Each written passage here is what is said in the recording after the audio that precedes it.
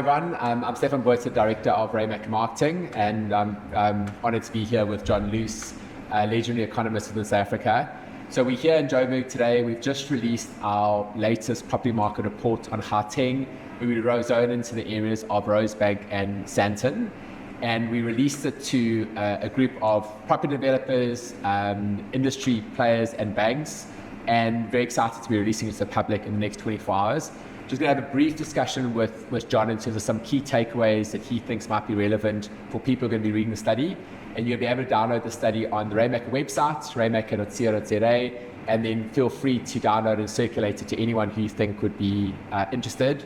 Our whole objective around the study, where we've done a few quarterly reports focusing on the Western Cape and KZN, for example, but to really zone in on Gauteng, because we feel that the Gauteng market needs a story that needs to be told in terms of perspective, not sentiment, driven by stats, and really understanding where the market is, whether we think there are going to be signs of recovery, and how what we are seeing can be interpreted into future growth. That's going to help decision making for investors, for property developers, and anyone who's interested in the industry as a whole. So for the study, it's quite interesting is that we focus very specifically on the areas of Rosebank and Sandton. We paint a bit of a global picture or macro picture in terms of what's happening in Gauteng as a whole, in terms of visitors, population growth and so forth. But then we wanted to look at Rosebank and Sandton specifically because you can draw comparisons geographically.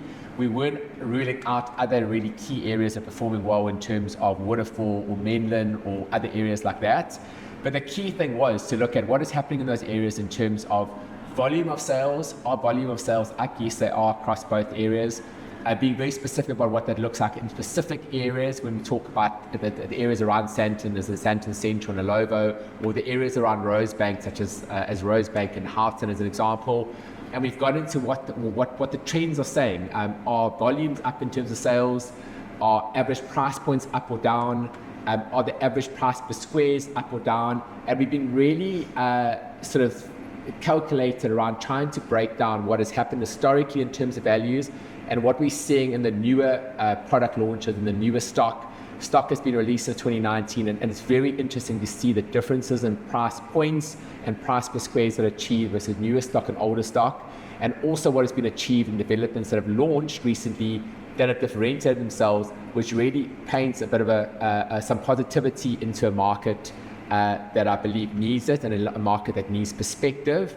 And again, it comes down to fundamentals where the infrastructure growth is happening, the progress is being shown, and it comes down to anything we're seeing in the market right now nationally. Is there pockets of excellence, and we're going to identify where those pockets are within Gauteng, and there's a real story to be told there. So I think that's what you'll find in the study. There's a lot more detail that you have access to, and really encourage you to go through it. But I think, John, just from your side, I mean, you've been to the study. We had the discussion earlier, and thanks again for your time. I really appreciate it. I mean, what would you say are sort of one or two key takeaways that someone reading the study might be able to get from the study? Well, I think the first look, it paints a picture historically of a market that hasn't performed massively in terms of price growth. But we've known that about Gauteng's market. For a while it's been fairly flattish. But what bodes well for the nodes, the Sandton and Rosebank nodes and surroundings, is a very significant influx of people with purchasing power. I think that's a key takeaway. That it does take some time sometimes to mop up oversupplies that are on the market after a slowdown. But certainly, it's looking promising.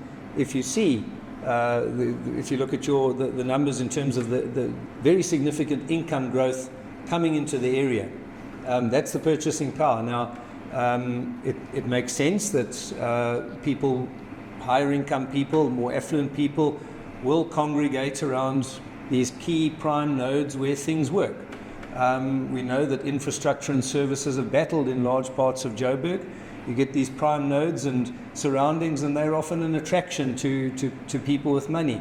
And I think that's starting, you're seeing that play out in these numbers. That's what you're seeing, which bodes well for possible outperformance of these key nodes in the coming years ahead.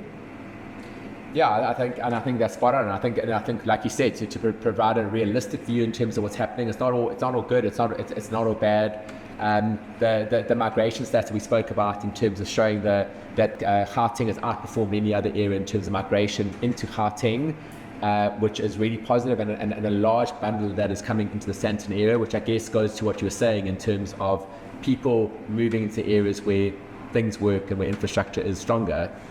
Yeah, I think a lot of, I've spoken a lot, certainly a lot of people have spoken a lot about this interprovincial migration of people.